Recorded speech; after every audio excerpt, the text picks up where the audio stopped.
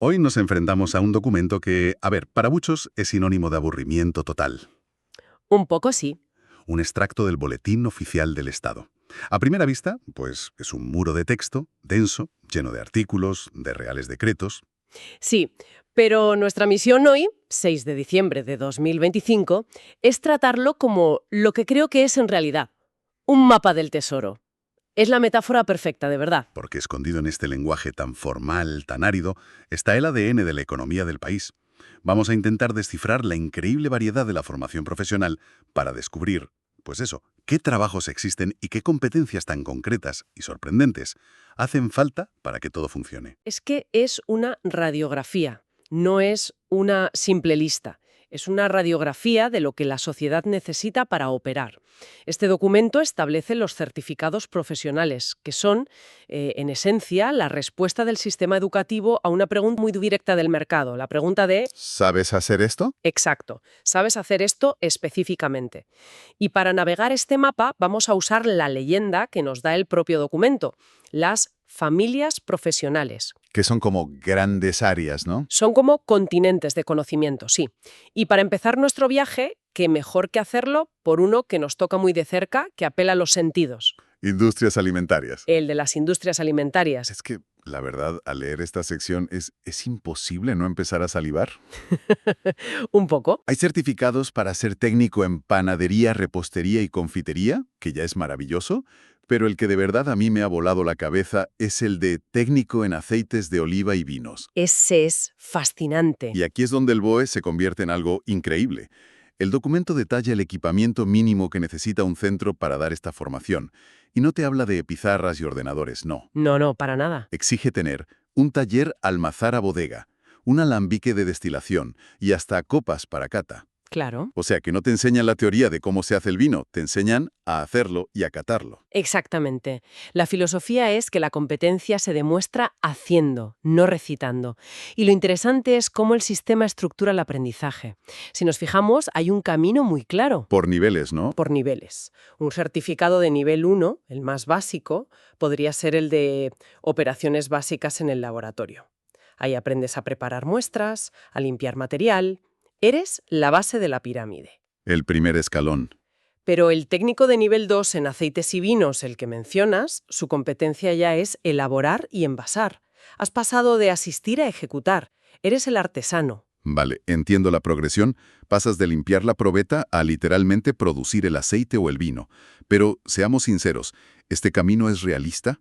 ¿En qué sentido? ¿Cuánta gente empieza realmente en el nivel 1 y acaba llegando a lo más alto? ¿O son perfiles que entran al sistema en puntos diferentes? Es una pregunta clave. No todo el mundo hace el recorrido completo, pero el sistema está diseñado para que sea posible. Lo importante es que crea un itinerario.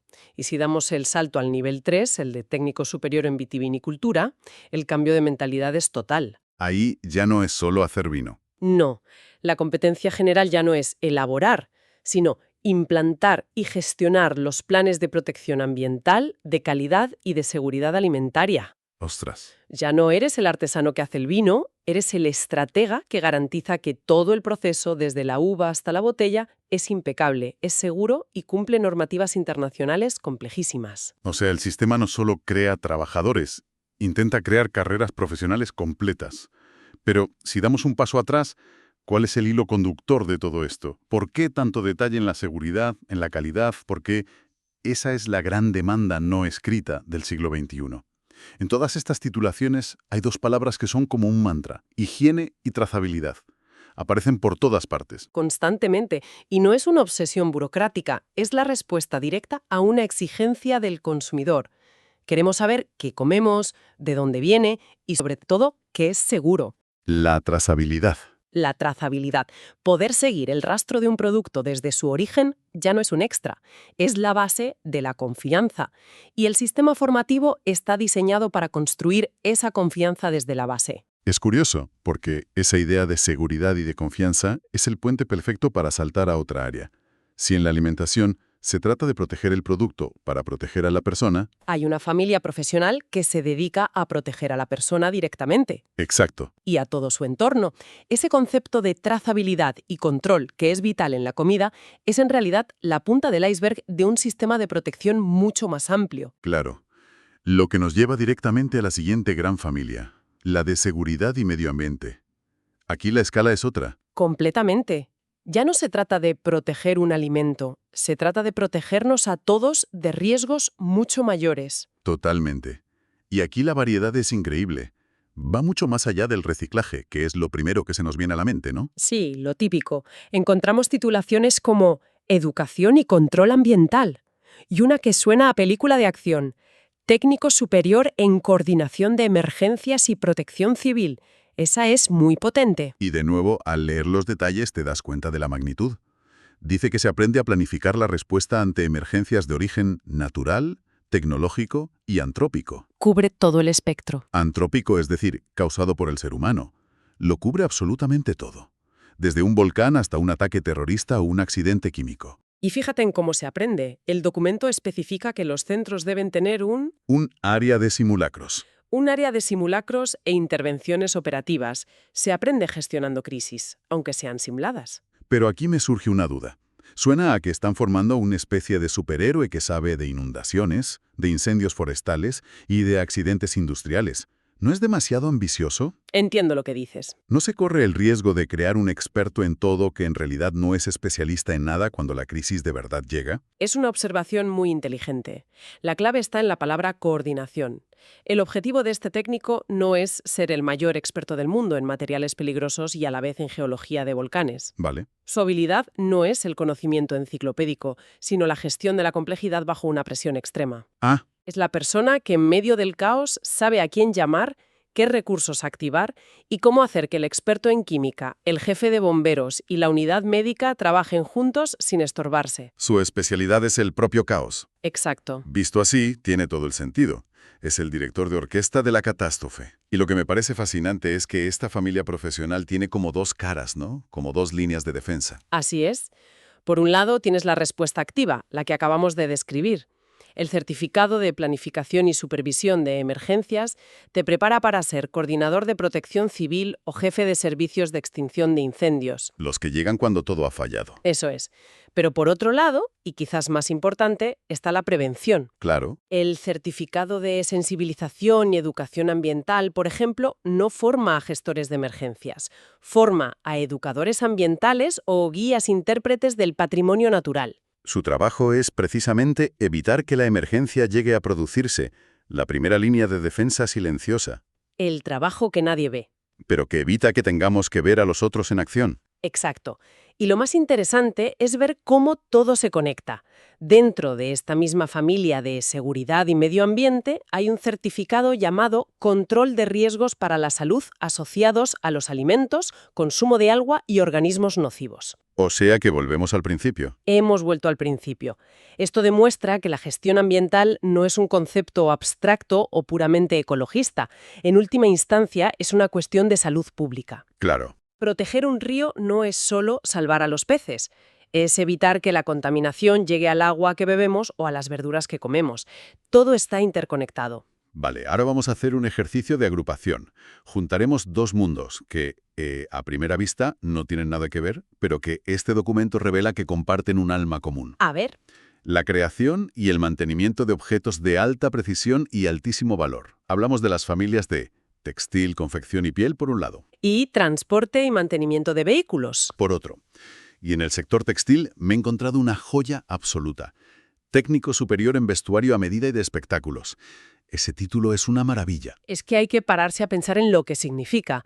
Es la persona que crea el vestuario para una ópera, para una serie de época, para una superproducción de cine. Una profesión que es mitad artesanía ancestral, mitad ingeniería de materiales. Eso es. Y el documento lo refleja perfectamente. Entre el equipamiento mínimo requerido te encuentras con un maniquí y un juego de diversas formas de planchado. O sea, herramientas de sastro de toda la vida. Lo clásico. Pero en la línea siguiente exige puestos informáticos en red con equipos para CAD/CAM y un plotter. La fusión perfecta. ¿Pero cómo se enseña algo así? La formación cubre cómo crear un corsé del siglo XVIII con ballenas y al día siguiente diseñar una armadura de ciencia ficción con una impresora 3D. ¿Cómo se prepara a alguien para esa versatilidad? La clave no está en enseñar a hacer cada objeto específico, sino en enseñar el método.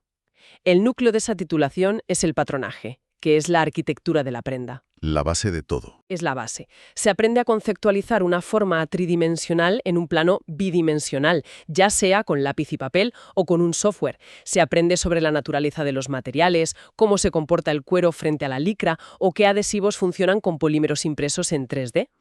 Entiendo. El principio es el mismo. Transformar una idea en un objeto que se adapta a un cuerpo en movimiento. La herramienta, ya sea una aguja o un láser, es secundaria. Y supongo que esa lógica de la especialización en el método se aplica a toda la familia, ¿no? Por supuesto, no existe un técnico en ropa genérico. Hay certificados para patronaje en confección industrial, que es un mundo de producción en masa, y otros para diseño y patronaje en el calzado, que tiene sus propias reglas. Claro. Y esa misma ultraespecialización es la que nos lleva, casi sin darnos cuenta, a la otra familia, la de transporte. El documento no habla de mecánicos en general. No. Define títulos como mantenimiento de material rodante ferroviario o mantenimiento de embarcaciones deportivas y de recreo. Y aquí tengo que hacer de abogado del diablo. ¿De verdad necesitamos un certificado oficial para el mantenimiento de yates de recreo? Ya sabía que ibas a preguntar eso. Es que suena increíblemente nicho, casi un lujo. ¿Responde esto a una demanda real del mercado? ¿O es un ejemplo de burocracia creando cualificaciones que quizás nadie vaya a usar? Es la pregunta del millón. Y la respuesta está en dos palabras: complejidad y seguridad. A ver, un tren de alta velocidad o un yate moderno no son un coche grande. Son sistemas de sistemas increíblemente complejos. Un error en el mantenimiento del bogie de un tren, que es todo el conjunto de ejes y ruedas, Vale. o en el sistema de propulsión de una embarcación, no acaba en una simple avería. Puede acabar en una catástrofe con cientos de vidas en juego. Debe entender a la perfección los sistemas mecánicos, hidráulicos, neumáticos y eléctricos de esa máquina concreta, no de otra. O sea, que no es una cuestión de lujo, sino de riesgo. La especificidad es una póliza de seguro. Es una garantía de seguridad y de eficiencia. Estas máquinas valen millones de euros y cualquier fallo supone pérdidas económicas enormes, además del riesgo humano. El mercado necesita técnicos que no necesiten aprender sobre la marcha, sino que lleguen con un conocimiento profundo y certificado del sistema que van a tocar. No hay un mecánico de transportes, como no hay un médico de cuerpos. Exacto. Hay un cardiólogo y hay un traumatólogo. Aquí ocurre lo mismo. Entonces, después de este viaje, si damos un paso atrás, ¿qué imagen general nos devuelve este documento? ¿Qué nos dice sobre cómo está organizado el trabajo hoy en día? Nos dice que detrás de los códigos y los artículos hay un universo de profesiones cualificadas, esenciales y, como hemos visto, profundamente fascinantes. Desde luego. Nos muestra que la columna vertebral de nuestra economía no está hecha de grandes teorías, sino de competencias muy específicas y concretas. Es el mapa de las manos y las mentes que hacen que el pan llegue a la mesa, que el tren llegue a la estación y que las luces de emergencia se enciendan cuando deben. La verdad es que, después de analizarlo así, ya no puedo ver un documento oficial de la misma manera. Pero, ¿cuál es la gran conclusión de todo esto? La idea clave. Para mí, la gran revelación es ver el sistema como un intento de productizar el talento a un nivel micro. El Estado, con estos certificados, está creando un lenguaje común entre la educación y la empresa. ¿Un puente? Un puente, sí. Se busca crear itinerarios claros y eficientes para generar profesionales que encajen como una pieza de puzzle en un puesto concreto. Pero esto inevitablemente plantea una pregunta fundamental. ¿Cuál? Cuando la formación se vuelve tan hiperespecífica y orientada a la eficiencia inmediata, ¿qué se pierde por el camino? ¿Se sacrifica la capacidad de adaptación, el pensamiento crítico más amplio, en el altar de la empleabilidad a corto plazo? Esa es una pregunta muy potente. Y nos deja con una última reflexión para el futuro. Este documento es una fotografía detallada de las necesidades de 2025. Pero la tecnología, la sociedad, avanzan a una velocidad de vértigo. Desde luego. ¿Cuáles de estas cualificaciones tan prácticas, tan ligadas a lo manual, serán las más resistentes a la automatización y a la inteligencia artificial? Y sobre todo, ¿Qué familias profesionales que ni siquiera podemos imaginar hoy aparecerán en el BOE de 2035? Quizás técnico superior en ética de algoritmos, especialista en mantenimiento de ecosistemas verticales urbanos o coordinador de logística interplanetaria. El mapa de hoy es fascinante, pero lo verdaderamente intrigante es intentar adivinar el mapa que está por dibujarse.